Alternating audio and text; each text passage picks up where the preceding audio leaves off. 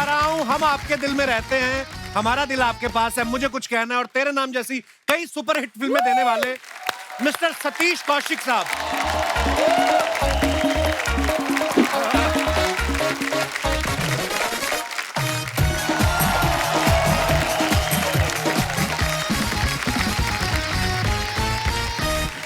Indu sir, Anees भाई, Satish sir, बहुत बहुत स्वागत है आप तीनों का और नए साल की ढेर सारी शुभकामनाएं। सेम आप सबको भी।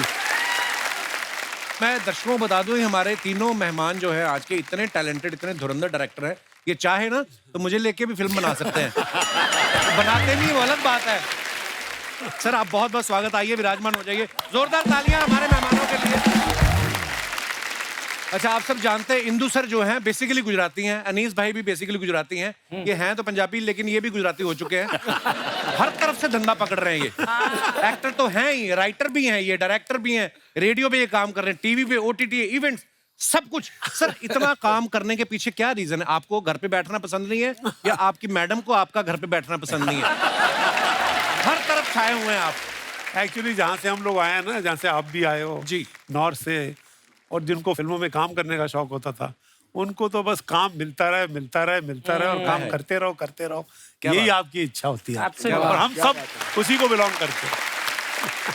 अनीस भाई, कभी कभी इंसान दूसरे को देख के मन में आ ही जाता है। सतीश सर को देख के कभी आपके मन में नहीं आया कि यार डायरेक्टर ये भी है, डायरेक्टर मैं भी हूँ, अगर ये भी एक्टिंग कर सकते तो मैं क्यों नहीं कर सकता? नहीं, मुझे कभी ऐसा मतलब बिगनिंग में, स्टार्ट में मैंने छोटे मोटे काम वाम किए थे एक दो फिल्मों में, जहाँ मैं राइटिंग कर रहा था। डायरेक्टर ने बोला भाई एक्टर नहीं आया, आप कर लो। अच्छा। तो करता था मैं, लेकिन हमेशा मुझे लगा कि भाई ये बड़ा मुश्किल काम है एक्टिंग का, ये मुझे थोड़ा, मैं पीछे रहूंगा।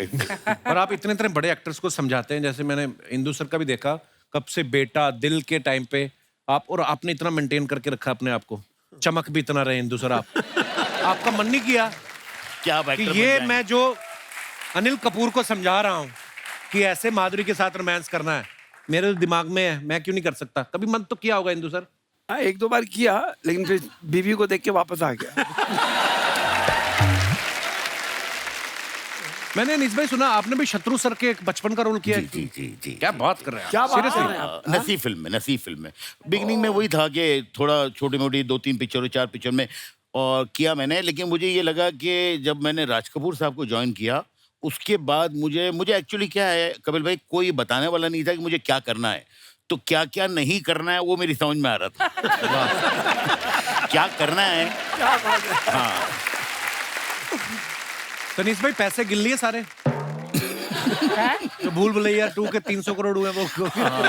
नहीं, काश मैं मतलब इसमें प्रोड्यूसर भी होता। तो हाँ, अभी हमारा काम यह है सर कि मुझे लगता है, मुझे कई अभी बिजनेसमैन मिले तो वो बताए कि सर हमने ये एक फैक्ट्री खोली है आज से 20 साल पहले और थोड़ी मेहनत की और अब काम चल रहा है। तो वो एक फैक्ट्री खोलकर आराम से, हमारे यहाँ है कि हर वक्त हमको एक नई जमीन खरीदनी है, मतलब स्क्रिप्ट बनानी है, एक फैक्ट्री खोलनी है और फिर वो फैक्ट्री मालिक को देकर निकल जाना है। क्या बात! और ये ऊपर वाले ने आपको सर दिया है ऐसा टैलेंट। अच्छा, सतीश सर को आपने कितने क्यूट फनी कैरेक्टर्स में देखा है? आपने कैलेंडर के कैरेक्टर में देखा है, पप्पू पेजर के कैरेक्टर में देखा है, शराफत अली के कैरेक्टर में देखा है, और फिल्मों से जैसे ये ओटीटी में आए, इनके धार्मिक मुंह से अधार्मिक वचन सुनने को मिले। पहली बार मेरे को विश्वास नहीं हुआ, सतीश सर गालियां दे रहे हैं। तो सर ये स्क्रिप्ट में देते हैं आपको या डायरेक्टर ये बोलता है कि ये है आपकी स्क्रिप्ट, गालियां स्वाद अनुसार? वही तो, ऑफ कोर्स डायरेक्टर और राइटर ने जो लिखा होता है जी, वो देते हैं। और दूसरा, कई बार क्या होता है ना, एक्टर हो चाहे वो डायरेक्टर हो, अपनी ऑडियंस को शॉक करना बहुत जरूरी होता है। जैसे आप शॉक हुए कि कैसे धार्मिक मुंह से धार्मिक वर्ड निकल रहे हैं। जी। तो ये ऑफ कोर्स डायरेक्टर देता है कि आपको इस तरह का किरदार करना है, तो उसको करने की कोशिश की और अलग तरह के किरदार कर रहा हूँ असल में, जो लोगों को पसंद भी आ रहे हैं। इसलिए मैंने मुंडवा भी लिया कि इससे पहले कोई मेरे बाल नोचे मैं खुद ही गंजा हो जाऊँ।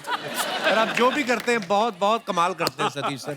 और बड़ा मौका मिल जाता है कि दिल में तो होता है, कई लोगों को गालियां देना आदमी दे नहीं पाता, तो चलो रोल आ गया भड़ास निकाल तो भड़ास निकाल लो। हालांकि नॉर्मल लाइफ में होता है ऐसा, हाँ, सतीश सर, है ना? कि लोग- गालियों की बिना क्या बात करते हैं? Actually, बिल्कुल सही बोला।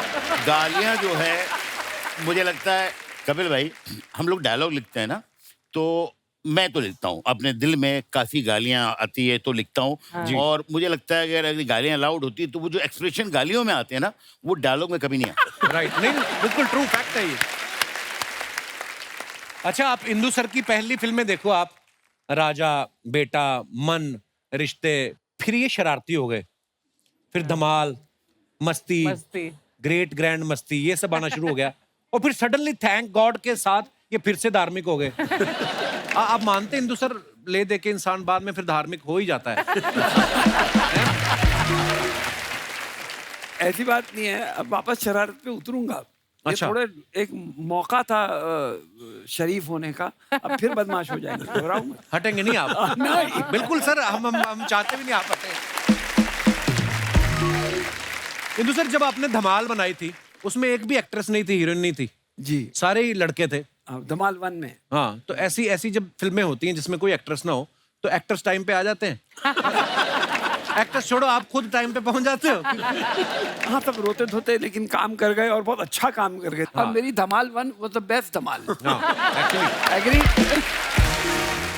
अच्छा, अनीस सर ने भी जब फिल्म बनाई, रोमांटिक फिल्म प्यार तो होना ही था, इतनी खूबसूरत फिल्म, उसके बाद इन्होंने कॉमेडी फिल्में बनाई, रोमांटिक फिल्में बनानी छोड़ दी। सर, उसके बाद आपका रोमांस से विश्वास उठ गया, या किसी ने बोल दिया था कि अनीस डोंट बज मी? नहीं, क्या है कपिल भाई कि मैंने वो प्यार तो होना था बनाई, और उस वक्त मैं एक फिल्म लिख रहा था, सस्पेंस थ्रिलर दीवानगी। अच्छा जी। तो मुझे बहुत वो कमाल फिल्म फिल्म थी। बनाने में बीच में, मतलब वो फिल्म के हिट होकर दूसरी पिक्चर बनाने में 3 साल लगे, क्योंकि सब लोग ये चाह रहे थे कि मैं रोमांटिक फिल्म ही बनाऊं। यहाँ तक कि फिल्म का जो ट्रायल देखा था यश जी ने, तो यश जी ने मुझे एक बड़ा कॉम्प्लीमेंट दिया था। बोले, अनीस यार तुम बहुत अच्छी तरह से रोमांटिक फिल्म बना सकते हो, ये छोड़ना नहीं। उसके बाद मैंने सेकंड पिक्चर जो बनाई अपना दीवानगी, तो वो सस्पेंस थ्रिलर थी। तो फिर बहुत सारी फिल्में आई सस्पेंस थ्रिलर, लेकिन उस टाइम पे मैं बनाना चाह रहा था कॉमेडी, तो फिर मैंने लिखी नो एंट्री, और फिर नो एंट्री बनाई। क्या बात है, तो No Entry, हाँ, तो बीच में 3-3, 4-4 साल का गैप रहा, सारी हिट होने के बाद भी। तो फिर उसके बाद मैंने बोला कि एक काम करते हैं भाई, कुछ सोचना नहीं है, जो उस टाइम पे लगेगा वो करेंगे। तो अभी मैं कॉमेडी भी कर रहा हूँ, बीच में अभी जो शुरू करूंगा एक एक्शन कॉमेडी बना रहा हूँ। तो अभी हॉरर मैंने कभी बनाया नहीं था जी। तो ये भूल भुलैया जो है वो मैंने बोला ऐसी हॉरर लोग हंस के मर गए उसको देख के। Comedy horror. पर कपिल, मैं आपको एक बात बताऊं, ये अनीस बज़मी जो है ना, बहुत जो होते हैं ना कि फिल्म के आदमी होते हैं, क्योंकि जिसने राज कपूर के साथ काम किया हो, वाह। आप समझ लो कि उसकी सेंसिबिलिटी कमर्शियल सिनेमा के बारे में क्या होगी। बिल्कुल। जावेद साहब मुझे एक किस्सा बताते हैं कि वहां से कुछ ऐसा हुआ, किसी स्पीच लिखने के लिए या कुछ सीन लिखने के लिए, वो कुछ ऐसा आया कि उनको भेजा गया कि हमारे एक असिस्टेंट ने लिखा है, पर जावेद साहब आप इसे ठीक कर दीजिए, इसे ठीक कर देंगे तो हमको वो अच्छा हो जाएगा। तो वो अनीस बज़मी एक यंग राइटर का लिखा हुआ कोई पीस था, वो जावेद साहब के पास आया ठीक करने के लिए। जावेद साहब मुझे बताया कि मैंने वो पढ़ा और मैंने उनसे कहा कि इसमें से एक वर्ड मत चेंज कीजिएगा, बिकॉज यंग लड़के ने कमाल का लिखा असल में। क्या बात है। और दूसरा किस्सा मुझे ये याद है कि एक्चुअली मैंने इनको अंदर बोला था, हम 14, 15, 16 हैं। अच्छा। आप समझते हो 14, 15, 16? नहीं ना, किसी को पता? हमारी उम्र नहीं है। वैसे दिल से तो हम 14, 15, 16 हैं असल में, लेकिन मैंने 14 पिक्चरें डायरेक्ट की हुई हैं, इन्होंने 15 पिक्चरें डायरेक्ट की हुई हैं, और इन्होंने 16 पिक्चरें डायरेक्ट की हुई हैं। अनीस बज़मी यंग राइटर, ये मेरे घर पे यारी रोड में रहता था, 1 बेडरूम हॉल में। ये मेरे को स्वर्ग एक पिक्चर बनी थी जिसमें मैंने पहली बार काम किया था, डेविड धवन की पिक्चर थी एज ए राइटर। ये मुझे सुनाने आए, इन्होंने कपिल जो रोल सुनाया और स्क्रिप्ट सुनाई ना, पढ़ पढ़ पढ़ पढ़ पढ़ पढ़ पढ़, तो उन दिनों में हम डायरेक्टर बनते, मैं यार तू साला क्या सुनाता है यार, और ऊपर से पिक्चर की कहानी इसने कोई 5 से 7 मिनट के अंदर। और तब अनीस ने बोला था कि सर, पिक्चर की कहानी वो होती है जो 5 मिनट के अंदर सुना दो और बंदे के समझ में आए ना, तो इसका मतलब करेक्ट कहानी है। क्या बात तो है। ये अनीस और वो घर मेरे लिए लकी बहुत था, वो बहुत लकी था, बिकॉज ये दोनों डायरेक्टर आज बैठे हुए हैं। अनीस स्वर्ग की पिक्चर सुनाने आया था, और मैं अपनी मैं अपनी दिल इनको सुनाने इनके घर पे गया था। मैं बोला, सतीश मैंने एक कहानी लिखी है यार, सुन कैसी है। तो इन्होंने और उसकी सुना। कहानी में बैठे थे हम लोग, हाँ। मतलब कि यार इसके अंदर क्या सीन होने चाहिए, राय के लिए आए थे। तो उन दिनों में बड़ा मिला जुला काम होता था। आजकल तो 1.5 डायलॉग किसी से शेयर नहीं कर सकते, आप कहीं चला ना जाए कहीं यार। इवन अनुपम खेर ये रोल करने तैयार नहीं थे मेरे ख्याल से। आपने अनुपम खेर को डांटा था। मैंने अनुपम को बोला, इंदर कुमार के साथ काम कर, अच्छा, क्योंकि इंदर कुमार के सीन जो है ना वो यहाँ से परे होते हैं। वो कंजूस आदमी का रोल था। कितना कितना खूबसूरत करेक्टर था। और अपना वो पता चलता है कि इतना कंजूस है कि चाय में मक्खी गिर जाती है और उसको मक्खी निकाल के वो चूस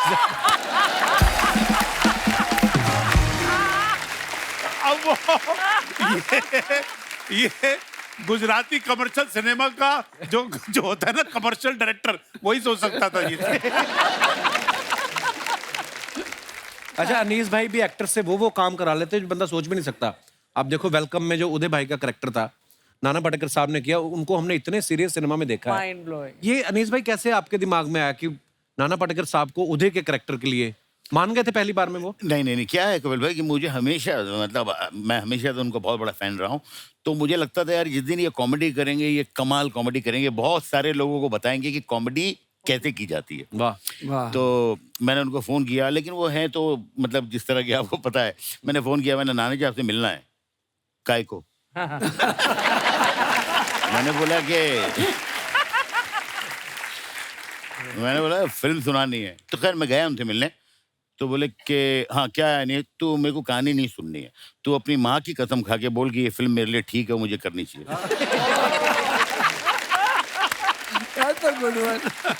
मैंने बोला नहीं आप सुन लो यार। तो बोले कि अच्छा कितनी देर में? मैंने बोला कि भाई मैं आपको 3 घंटे में सुना सकता हूँ, 30 मिनट में सुना सकता हूँ, 3 मिनट में। आपको कितने? बोले मैं 3 घंटा है। मैंने 3 घंटा उनको कहानी सुनाई, गले वले मिले। मुझे आज तक याद है वो डायलॉग, उन्होंने बोला कि मैं अनीस कच्ची मिट्टी है, तेरे सेट पे आएगा, जिस रूप में ढलना है ढाल लेना। उसके बाद पूरी फिल्म लोग कहते हैं कि बहुत तकलीफ देते हैं और बहुत टेम्पर है, कुछ भी मुझे नहीं लगा। मुझे लगा सबसे आसान काम करना जो है वो नाना जी के साथ है। क्या बात। अगर अनीस भाई वो क्या किस्सा था, विजय राज ने गलती से आपकी स्क्रिप्ट फाड़ दी थी, क्या हुआ था? हाँ नहीं क्या हो गया सर कि मेरी फिल्म में के कई ऐसे सीन हैं जो मैं 11th आवर पे मैंने लिखे हैं। अच्छा जी। हाँ, जैसे नो एंट्री का जो क्लाइमैक्स है वो कभी भी नहीं था, शूटिंग तक नहीं था। उसके अलावा वेलकम का जो क्लाइमैक्स है, तो वेलकम में वो एक सीन था घोड़े वाला जिसमें नाना जी घोड़े पे बैठे हुए हैं। तो वो सीन जो है जब लिखने बैठता था, अच्छा मैं कल लिखूंगा। और वो दिन आ गया जब शूटिंग है, तो मैं रास्ते में जब जा रहा था लोकेशन पे तो मैं लिख रहा था, और मैं उर्दू में लिखता हूँ। तो मैंने वो किसी तरह कंप्लीट करके मैंने असिस्टेंट को दिया कि भाई अच्छा वो उसमें तो एक ही आदमी है जिसको उर्दू आती है, वो समझा रहा है, वो लिख रहे हैं वो लोग। अच्छा। और मैं नाना जी और बाकी अनिल जी है, और अक्षय एंड कतरीना, इन सबको चलिए शुरू करते हैं। और मैंने पूरा सीन सुना दिया, आप ये बोलिए। सीन का हो रहा है सर, हो रहा है, अब तैयार है। इतने में शॉट रेडी हो गया। तो विजय राज जो है फिल्म में डायरेक्टर थे, तो उन्होंने बोला यार मेरे हाथ में कुछ चाहिए, तो वो असिस्टेंट ने वही सीन दे दिया। अच्छा। और उसमें उसको डायरेक्टर को बहुत गुस्सा आता है और वो फाड़ देता है, तो वो सारा सीन उसने फाड़ दिया। एक कॉपी है, सब बिखरे हुए। मैंने जैसे कट बोला सारे असिस्टेंट भागे, एक वो पुर्जा निकाला और उसको ज्वाइन कर रहे टेप से वैसे। तो लास्ट तक पिक्चर का सीन खत्म हो गया, शूटिंग खत्म हो गई, वो कंप्लीट हुआ नहीं। मेरे को भी एक बार मौका मिला सौभाग्य अनीस भाई के साथ काम करने का। फिल्म इनके दिमाग में होती है, मैंने कभी स्क्रिप्ट नहीं देखी इनके हाथ में। दिमाग में होती है और जो सीन चल रहा है लग रहा है उतनी देर में लाइटिंग हो रही है, फटाफट ये पेपर पे लिख के दे देते हैं। अनीस भाई कभी कभी आपको डर नहीं लगता कि यार सारे रेडी हो गए, सब एडी बोल देगा कि सर शॉट रेडी है, और सीन अगर नहीं लिख पाया टाइम पे तो? नहीं टेंशन तो होती है कपिल भाई, लेकिन क्या होता है कि वो अगर एक आदमी सिर्फ डायरेक्टर है ना, तो उसको जरा ऐसा लगता है चलो भाई स्क्रिप्ट है, ये एक बिल्कुल बाइंड है और ये सही है। जब आदमी राइटर होता है तो उसको रात को जो चीज लिखी है वो सुबह ऐसा लगता है नहीं और अच्छी हो सकती है, तो वो चेंज होते रहता है। तो वो एक प्लस पॉइंट भी है एज अ राइटर होने का, और एक माइनस पॉइंट भी है कि कई मरतबा मेरी फिल्म के कई सीन जो बहुत अच्छे हुए हैं वो हमेशा मुझे लगता है मैंने 11th आवर पे ही लिखे हैं। वाह। चाहे वो हाँ ऑलवेज। अनीस भाई कभी ऐसा होता है कि 10-15 एक्टर्स का सीन आप कर रहे हो? आपने भी इतनी मल्टी स्टारर फिल्में बनाई इंदु सर, आपने भी, है ना? 10-15 एक्टर्स हैं और बीच में 2-3 की कोई लाइन ही नहीं है। या तो वो परेशान भी करते हैं, अनीस भाई मेरा कुछ करो ना। बहुत बार ऐसा होता है सर, और कई मरतबा उनको लगता है ये हम बोल देंगे तो आपको एज ए डायरेक्टर आपको एडिटिंग भी सोचनी पड़ती है कि अच्छा चलो ये तो आराम से निकल भी जाएगा। तो वो शूटिंग पे हाँ तो बड़ा चालाक होना पड़ता है। हाँ, तो वो है। और वो शूटिंग पे भी आपका जो है ना थोड़ा ऐसा चलता रहता है कि ये काट दूंगा, ये काट दूंगा, ये काट दूंगा। अच्छा, उस समय आप करने देते हो कि चल कर ले फिर तो। बट मैं आपको बताऊं, कुछ एक्टर्स जो है जो इनसिक्योर नहीं होते, अच्छे एक्टर्स होते हैं, उनके साथ बहुत अच्छा होता है। जैसे मैंने नाना जी और अनिल के साथ जब काम किया था, अनिल जी के साथ वेलकम, उसमें पीछे 3-4 बड़े अच्छे कैरेक्टर थे जिन्होंने सिर्फ मोहब्बत में, प्यार में मेरे साथ काम किया था। मुश्ताक खान और हाँ, ये वो उनके रोल नहीं थे, ना कोई डायलॉग था। तो मैंने कहा था मैं कुछ करूंगा, लेकिन अभी ये है कि दोस्ती यारी में आ गए थे।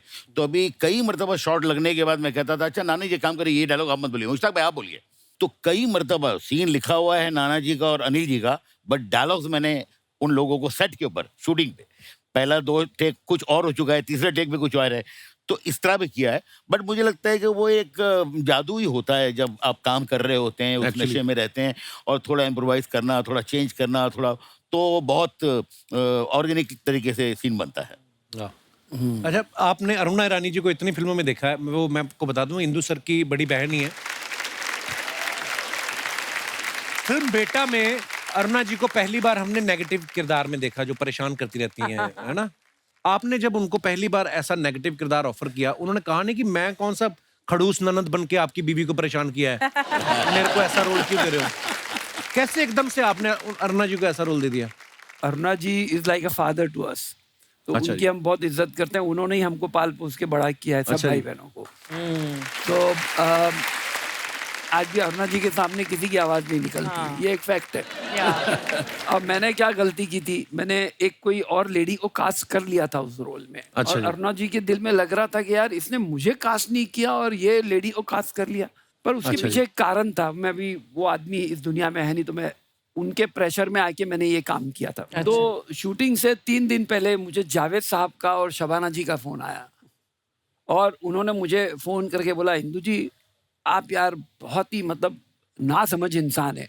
बोला क्या हुआ जावेद साहब, क्या हुआ, मेरे से कुछ गड़बड़ हो गई? बोला नहीं इंदु जी, आपके घर में इतना बड़ा स्टार है, आपने अरुणा जी को क्यों नहीं लिया? अच्छा। मैंने बोला यार कसम खुदा की मैं यही चाह रहा था, लेकिन वो जो ऊपर एक था वो करने नहीं दे रहा था। अच्छा। तो अब वो भी नहीं है इस पिक्चर में। मैं अब भी जाता हूँ, मैं उसी वक्त अरुणा जी के पास गया घर पे, उनको बोला डरते डरते, अरुणा बहन वो रोल आपको करना है। 2 मिनट मेरे को ऐसा लुक दिए, मुझे लगा अभी एक झापड़ आने वाला है कि बाहर निकल, मेरे को नहीं करना है। ठीक है, इतना लेट क्यों आया? अच्छा। बोला जावेद साहब को फोन ही लेट आया बोलना था। बोला ऐसा ऐसा मैं करना चाह रहा था, लेकिन आप उस आदमी को जानते हो, तो वो राइटर थे उस पिक्चर के, तो वो मुझे बोल रहे थे ये मिसकास्ट हो जाएगा और तेरी पहली पिक्चर है, तू मरेगा, तो डोंट डू दिस। तो मैं आप ही के पास आना चाहता था। फिर उन्होंने रोल किया और उनको अवार्ड भी मिला। क्या तो बात? मुझे लगा जो उन्होंने हमारे लिए किया, तो जो उन्होंने हमारे लिए किया है, उसका इतना सा एक कण मैंने उनको वापस दिया। क्या बात है। बस सर, जिंदगी कट रही है, क्या कहें सर। जैसे आप सब हिंदी फिल्में बनाते हैं, मैंने बहुत बार देखा है जो एक्टर्स होते हैं ना, कई एक्टर्स, नॉट ऑल, कई एक्टर्स ऐसे होते हैं जो सिर्फ इंग्लिश में बात करते हैं। So what is my scene, हमारे शो पे भी कई ऐसे आते हैं। So where I am coming from, अच्छा उनको एक मैंने एक्टर के सामने बोल दिया, सर आज हम तो दिहाड़ी कर रहे हैं। व्हाट इज दिस दिहाड़ी? मैंने कहा दिहाड़ी मतलब जो कमाने निकलते हैं हम। तो जब आपको कोई देहाती कैरेक्टर समझाना होता है, कोई ऐसे एक्टर आपको मिलते होंगे जो सिर्फ इंग्लिश में बात करते हैं, परेशानी नहीं होती उस समय? नहीं, मुझे तो काफ़ी ऐसे एक्टर्स मिले हैं, एंड वो सिर्फ अंग्रेजी में ही बात करते हैं, और मुझे हमेशा ये लगता है कि ठीक है, अच्छी बात है, वो अंग्रेजी जानते हैं, करते हैं, बट एक जिस तरह की फिल्म कर रहे हैं, थोड़ा सा उनको कई ऐसे मिले मुझे, बट मैं उनको मैनेज कर लेता हूँ कि भाई कहाँ तक उनकी अंग्रेजी सुननी है और कहाँ हमको हमारा देसीपन लेके आना है। क्या बात। नवाज भाई एक बार इंटरव्यू दे रहे थे ना, तो कहते हैं केडी आके मेरे को इंग्लिश में समझा रही है, तो sir you know what the scene is. कहता मैंने कहा रे फिल्म हिंदी में बना रहे हो तो मेरे को हिंदी में समझा दो। वो होता है ऐसा। अनीस भाई के बारे में हमने सुना कि जब ये राज कपूर साहब को असिस्ट कर रहे थे, तो एक बार डर के बाथरूम में छुप गए थे। क्या हुआ था अनीस भाई? सर क्या है कि राज साहब जो हैं वो दिन में 3 या 4 शॉट लेते थे, एंड बड़े खुश होते थे कि भाई 4 शॉट आज हो गए, 3 शॉट हो गए। अच्छा, इस तरह का था माहौल। लेकिन एक दिन जो है वो पता नहीं किस मूड में थे, कुछ 17-18 शॉट्स ले लिए, एंड एक बड़ी खुशी का माहौल था पूरे सेट पे। राज साहब, सारे एक्टर्स थे और सारे असिस्टेंट, सब बहुत खुशी का माहौल था। करीबन उस खुशी में उन्होंने बोला रात को आज पार्टी है, तो बहुत आलीशान पार्टी वार्टी सब अरेंज हो रही है। कुछ 7:30 बजे मुझे लगा कि कुलभूषण खरबंदा जो थे उनको ड्रेस रॉन्ग दे दिया हम लोगों ने। तो मैंने मेरे एक दूसरे असिस्टेंट थे राजीव कपूर, उनको बोला तो वो चुप हो गए। उसने तीसरे को बोला तो 5 आदमी जो असिस्टेंट है वो सेट पे बहुत खुशी का माहौल है, सब खुश हैं। ये सिर्फ 5 लोग टेंशन में है कि अब क्या Oh होगा। my तो हमारे जो God. चीफ असिस्टेंट थे मिस्टर कलाचंद्र, उनको हम लोग ने बोला सर आप बता दो ना तो मार डालेंगे ये, क्योंकि राज साहब जो है यार बहुत जबरदस्त चीखना चिल्लाना। अरे बाबा, तो राज साहब की तरफ वो जा रहे थे, हम लोग धीरे धीरे गेट की तरफ आ रहे थे शूटिंग से। जैसे उनको बोला, राज साहब बहुत अच्छे मूड में थे, उनका खाली से रिएक्शन आया और उन्होंने बोला वेयर इज माय असिस्टेंट, चिल्लाया उन्होंने, हम लोग सब भाग गए। कोई यहाँ कोई यहाँ कोई यहाँ कोई यहाँ। लेकिन अब यह है कि किसी तरह उन्होंने बुलाया, बहुत जितना बोलना था सबके सामने जितनी बेइज्जती कर सकते थे जो वो हुई। और उसके बाद यह है कि रात को पार्टी भी है तो वहां पे भी जाना है। कोई असिस्टेंट पार्टी में जाना नहीं चाह रहा है, लेकिन जाना है पार्टी में। और फिर पार्टी रात के 2-3 बजे तक, वहाँ सारे लोग जो है सिर्फ इतने ही देख रहे हैं, शमी कपूर साहब और बहुत बहुत लोग थे, ऋषि कपूर, पद्मिनी कोल्हापुरी, और सब लोग ये क्या ड्रेस रॉन्ग दे दिया। हर आदमी ऐसे देख रहा है जैसे पता नहीं मतलब कितना बड़ा क्राइम हो गया।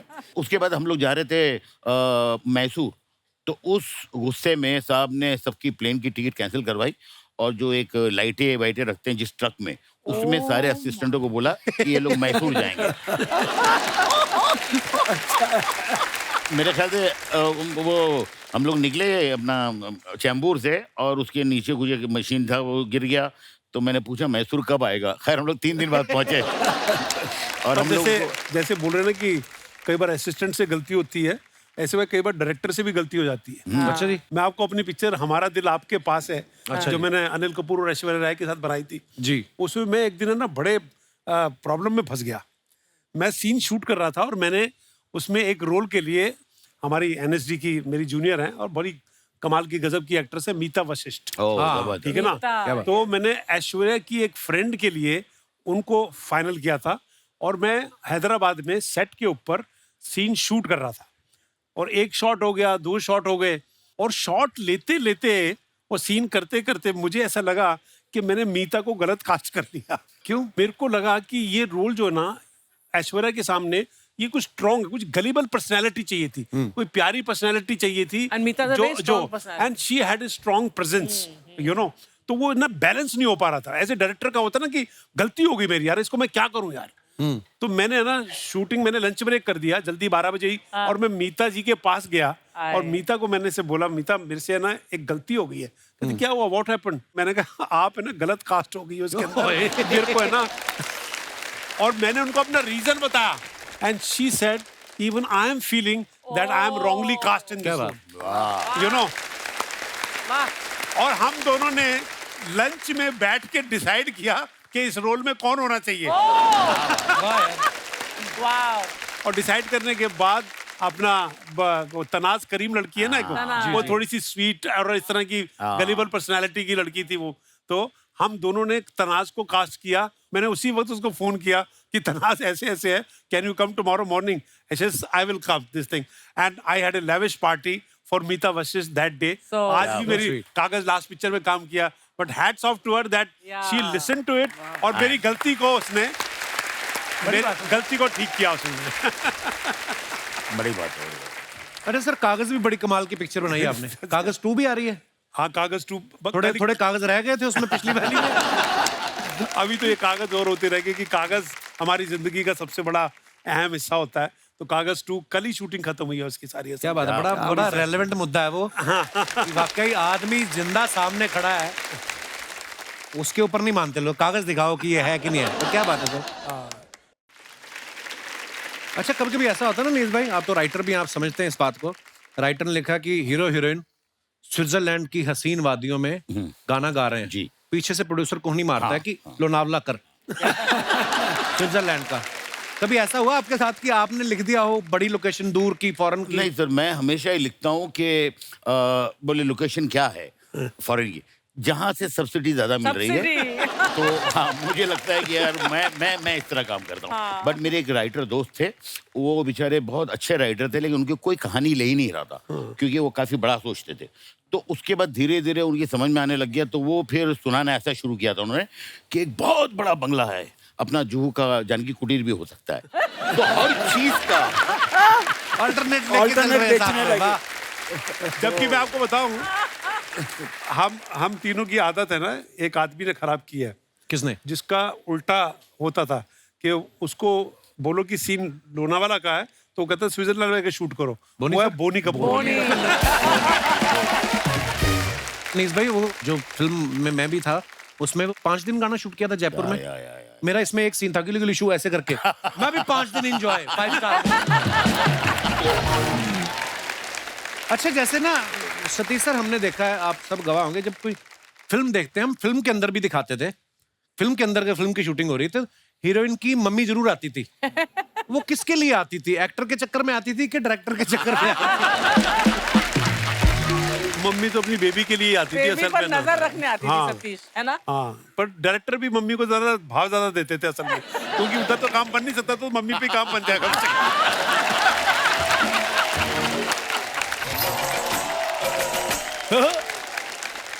भाईजाना, मैं आपका मजनू। मजनू भाई, उदय कहाँ है आज? आप अकेले कैसे?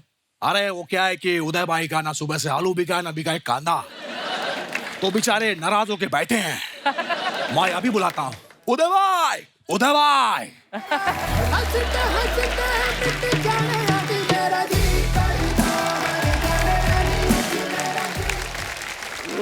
अच्छा है। उदय भाई, उदय भाई, आपको मैं शॉल से सम्मानित करता हूँ। अच्छा है। आ गए मेरी मौत का तमाशा देखने। अरे भैया, ये लोग द कपिल शर्मा शो देखने आए हैं। और ये क्या भैया, आज आप उदय शक्ति कम उजड़े हुए शक्ति ज्यादा लग रहे हो। तू भी मजनू कम मूंछों वाली मंजू ज्यादा लग रही है चिकनी। अरे क्या बात है, बड़े बड़े डायरेक्टर आए हैं। क्या बात है सर, अच्छा है अच्छा है। इधर आ। हाँ, तूने मुझे याद क्यों नहीं दिलाया कि मैं तुझसे नाराज हूँ? मुझे तुझसे बात नहीं कर रहे हैं, तू जा यहाँ से। हाँ तो तू जाना एडे, मैं क्यों जाऊं? बस तेरी यही मीठी मीठी बातें मुझे तुझसे नाराज नहीं होने देती। लेकिन तूने मेरे साथ ठीक नहीं किया, ठीक नहीं किया सतीश जी। आज मैंने इसे कहा कि मैं ऑटो की विंडो सीट पर बैठना चाहता हूँ, क्योंकि मुझे विंडो से बाहर बादल झांकने थे, लेकिन इसने मना कर दिया। भैया, ऑटो की विंडो सीट से बादल कैसे देखते हैं? ऐसे। पिछली बार भी आपने ऐसे करके देखा था, बस आई आपको ठोक दी। मैंने ऐसे करके देखा तो मुझे बस ने ठोका। तू खड़ी बस के अंदर करके मुंडी ठोक देता है। मैं बताता हूँ इंदर जी, हाँ बा आज मैं तेरी पोल खोलूंगा। इतनी गर्दन हिलाता है, आज तक हम गले नहीं मिल पाए। भैया, कैसी बातें कर रहे हैं आप? आइए मैं आपको गले लगता हूँ। मजनू, मेरे बच्चे। अरे मजनू, अरे मजनू, अरे भैया, आपने मेरे डैडी के सामने मुझे धक्का दिया। तूने बताया नहीं अर्चना तेरा डैडी है? भैया, मैं उनकी बात नहीं कर रहा हूँ, मैं इंदर जी की बात कर रहा हूँ। 30 साल पहले उन्होंने मुझे बेटा बनाया था। और इंदर जी, जैसे आपने मुझे लेके बेटा बनाया, वैसे आप मेरे बेटे को लेके पोता बनाइए। अच्छा है, अच्छा है। थैंक यू भैया। अच्छा है। थैंक यू नहीं, मेरा बेटा ज्यादा अच्छा है, उसको लीजिए। भैया, मेरा बेटा ज्यादा अच्छा है। इतना बड़ा हो गया तू, अच्छा है। देख रहे हैं अनीस जी, इतना बड़ा हो गया, भाई से जुबान लड़ाता है। अरे भूल गया इतना सा था जब तू पैदा हुआ था। भैया, इतना सब क्या होता है, मैं बच्चा था कि फोड़ा था। अरे तू जो भी था, सोने से पहले तू मेरा ही अंगूठा चूस के सोता था। तो पैर के अंगूठे कौन चुसवाता है? कैसा एड़ा है। अरे हाथ के अंगूठे पे तेरी मूछें चुभती थी। सतीश जी, यह पहला बच्चा था, पैदा हुआ था 2 किलो का था, मूछें इसकी 2.5 किलो की थी। बच्चों का मुंडन होता है, इसकी शेविंग हुई थी। मैं भी आपके बारे में बताता हूँ। सतीश जी, आपको पता है, मैंने इनको बोला कि भैया दुबई में जाके पेट्रोल का कुआं खरीदो। इन्होंने कुआं खरीदा, उसमें आग लगा दी। तो मैं कैसे पता करता कि वो कुआं है पेट्रोल का या नहीं? हाँ, बात करता है, मुझे भी तो चेक करना पड़ेगा। मैंने चेक किया, लेकिन 3 घंटे तक जो अनार बम चला उसका अलग मजा आया मुझे। बस भैया, आपकी यही हरकतें मुझे बिल्कुल पसंद नहीं आए। तो ठीक है, बताता हूँ मैं तेरे बारे में भी। इसको मैंने फिरौती लेने के लिए भेजा अनीस जी। मैंने कहा डॉक्टर के यहाँ जा, फिरौती लेके आ। तो ये डॉक्टर के यहाँ पेंटिंग पे बंदूक बनाकर ले गया, कहता हैंड्स अप। डॉक्टर ने पहले इसकी बंदूक फाड़ी।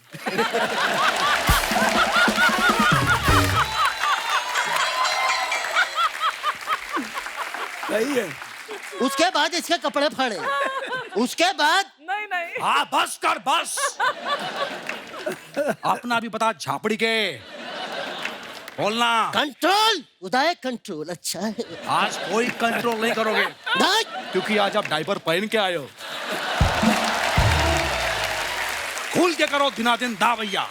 मजनू, किसके साथ बैठा हूँ, क्या बात कर रहा हूँ, कुछ तो ख्याल करना चाहिए। बिल्कुल।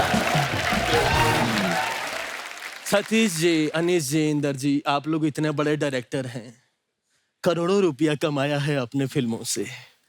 थोड़ा सा 10 लाख रुपया मिलेंगे? हमें अर्जेंटली गोवा जाके अय्याशी करनी है, प्लीज। फिल्म इनकी हिट हुई है।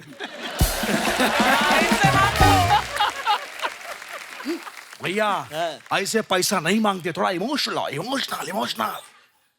हमें प्लीज 10 लाख रुपया दे दी। हमें अर्जेंटली गोवा जाके अय्याशी करनी है। भैया ऐसे मत रोइए, मेरी हंसी निकल जाएगी। मैं बताता हूँ कैसे मांगते हैं। सर प्लीज हमें पैसे दे दीजिए, हमें हमारी माँ का इलाज करवाना है गोवा बीच पर। बीच में माँ का इलाज कैसे होगा, मतलब? अरे जब हम दोनों भाई एंजॉय कर रहे होंगे बीच पे, साथ में अय्याशी कर रहे होंगे, तो हमारी माँ हमें खुश देखकर ठीक हो जाएगी।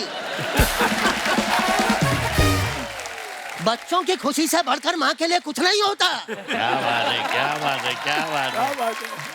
बिल्कुल सही कहा भैया आपने। हाँ। जैसे कपिल को कमाता देख उनकी माँ अर्चना खुश हो जाती है। क्योंकि उनको पता है कि जब तक कपिल कमाएगा तब तक वो भी कमाएंगी।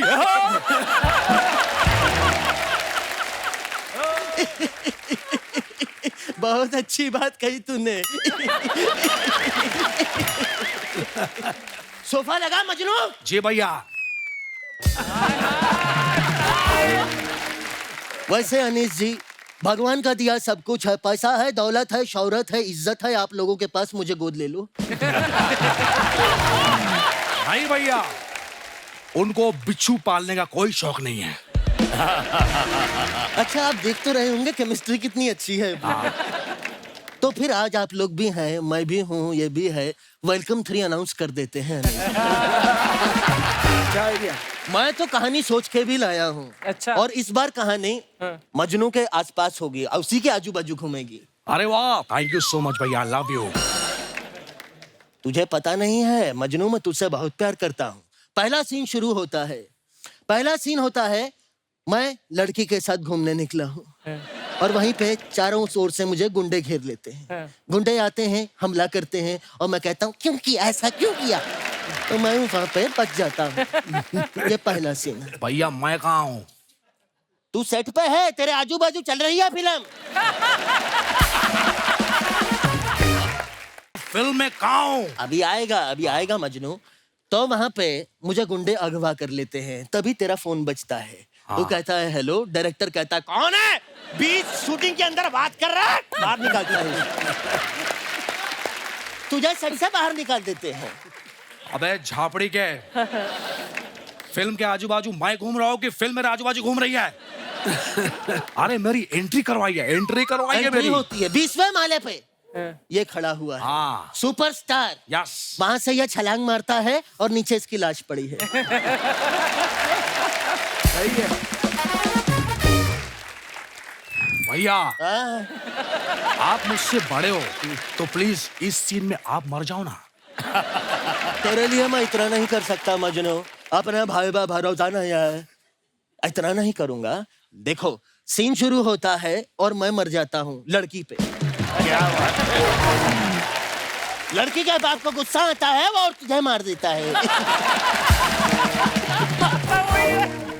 भैया हाँ, प्लीज आप मुझे माफ कर दीजिए भैया, क्या हो गया मजनू? क्योंकि मैं आपको गोली मारने वाला हूँ। नहीं मजनू, प्लीज मजनू, मैं तेरे आगे हाथ जोड़ता हूँ। नहीं मजनू। एक मिनट, गोली किधर गई? ये ये कितना एड़ा है? गोली बंदूक में रख के मारते हैं पगले, ऐसे।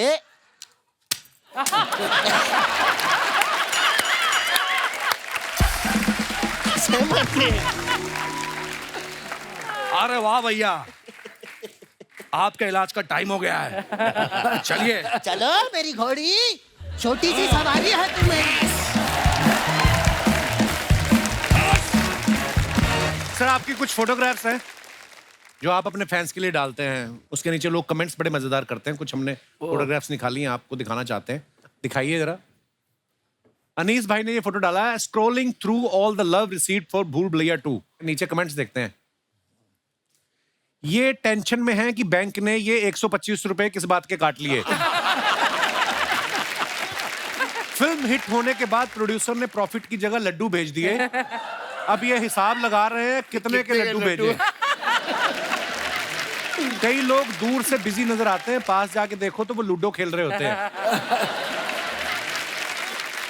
हीरोइन के बाहर जाते ही चुपचाप उसके फोन से खुद को फॉलो करवाते हुए अनीस बजमी। और दिखाइए, सतीश सर ने ये फोटो डाला है हनी सिंह के साथ। It was fun to be part of superstar singer Yo Yo Honey Singh latest song jam. It is out now, enjoy the song, you will love it. आइए नीचे कमेंट्स देखते हैं। इस फोटो में एक हनी सिंह है, दूसरा फनी सिंह है। हनी सिंह की आंखें और सतीश कौशिक जी की खुशी देख के लग रहा है कि पार्टी में नोरा फतेही भी आई। और दिखाइए, अभी तो सतीश जी ने सारे बटन लगा रखे हैं, जैसे जैसे खाना पीना चलेगा एक एक बटन अपने आप खुलता जाएगा। और दिखाइए, इंदु सर का अकाउंट नहीं है ये, उनकी डॉटर ने डाली है ये फोटो। सर बड़ी हैप्पी फोटो है, हैप्पी फादर्स डे वाले दिन डाली गई है। To the coolest dad. आइए नीचे कमेंट्स देखते हैं। आपकी उंगली बता रही है कि आपने 2 पी है, लेकिन आपकी आंखों से पता लग रहा है अभी तक 4 हो चुके हैं। किसी ने रिप्लाई किया, भाई उनके हिसाब से तो वो 4 ही उंगलियां दिखा रहे हैं। और दिखाइए, अनीस भाई ने ये फोटो डाला है क्रिकेट खेलते हुए, हिट और miss, enjoying through a playful throwback. आइए देखते हैं कमेंट्स। सर आपका एक्शन देखकर लग रहा है आपने क्रिकेट नहीं गिल्ली डंडा ज्यादा खेला है। बॉलर और फील्डर के लिए चेतावनी, जो भी इन्हें आउट करेगा वो फिल्म से आउट हो जाएगा। और दिखाइए, travelling to Dubai, miss travelling along with my best friend, work friendship family friends, जय हो। हाँ जी, दिखाइए नीचे कमेंट्स। इनकी खुशी से लग रहा है कि ये दुबई से बैंकॉक भी निकलेंगे। और आगे दिखाइए, अनीस भाई ने फोटो डाला, throwback to a serious moment while shooting a comedy scene. दिखाइए कमेंट्स दिखाइए। कार्तिक आर्यन की शक्ल देख के लग रहा है अनीस जी ने स्क्रिप्ट में से उनका रोमांटिक सीन हटा दिया। कार्तिक ने ये चेयर हीरोइन के लिए रोकी थी, उस पे अनीस सर आके बैठ गए। अनीस सर सोच रहे हैं इससे हीरोइन का फोन नंबर तो जल्दी याद हो जाता है, स्क्रिप्ट याद नहीं हो रही। और दिखाइए, 90 minute morning walk and fit to go for shoot at film city for Arbaaz Khan Patna Shukla, starring my favourite Raveena ji का टैग किया है। आइए नीचे कमेंट्स देखते हैं। गाड़ी को पार्किंग से निकलते देख सतीश जी पार्किंग का पैसा लेने पहुंच गए। सर मैंने भी वॉक करने का सोच रहा था, मगर आपको देख के मैंने विचार त्याग दिया। जब 90 मिनट की वॉक के बाद भी आपकी बीवी कहे 10 चक्कर मेरे साथ भी लगाओ।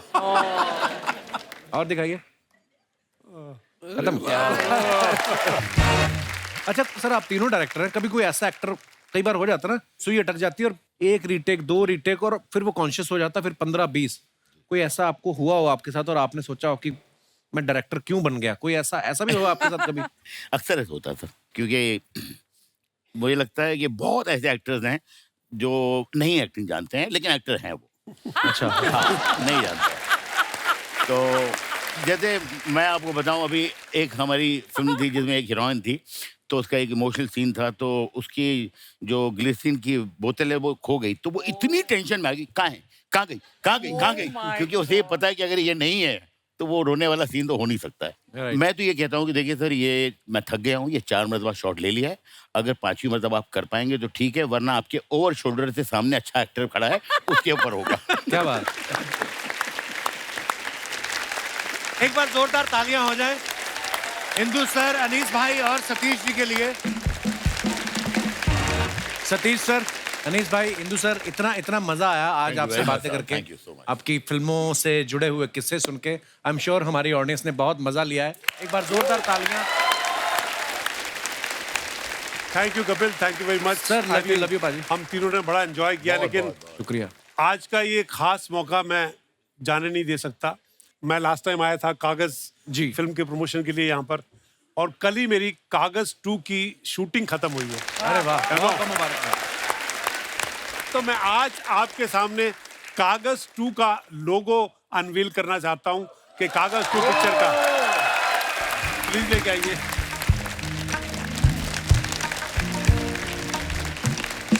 कपिल जी हैं, अर्चना मेरी जान, ये जान, अपने रास्ते बनाने के लिए दूसरों के रास्ते बंद मत करो। क्या बात है सर, कितनी ब्यूटीफुल लाइन है। Congratulation Satish sir. Thank you very much, thank you very much sir. एक बार खुल के तालियां हो जाए हमारे मेहमानों के लिए।